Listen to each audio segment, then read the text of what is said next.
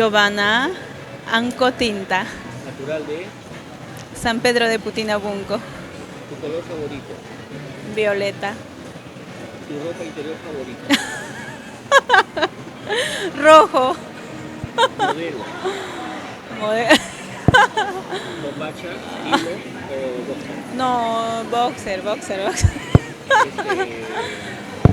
Signo zodiacal, Tauro, tu canción favorita de tu repertorio. de mi repertorio.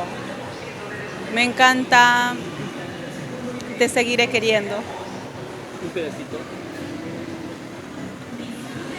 Te seguiré queriendo, te seguiré amando, seguiré luchando por ti, amado mío. Muchachitos lindos, te sigo queriendo. Chiquillos bonitos, yo te sigo amando. Giovanna Marcos tiene un chiquito lindo actualmente. No, nada de chiquitos. Un grande lindo. No, tampoco. Felizmente feliz. ¿Estás con una relación sentimental?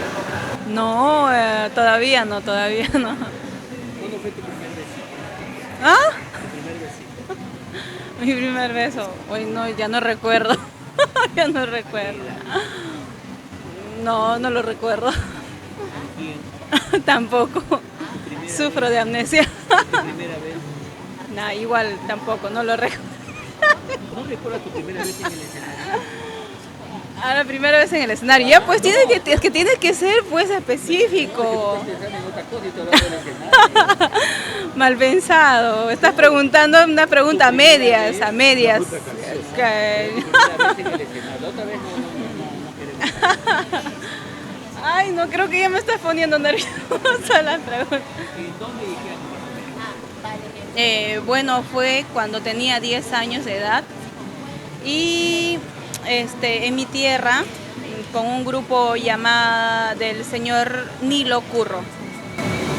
Le digo unos nombres y le das un concepto, lo que primero que se te ocurra. Lupe Dulce Policía. ¿Ya?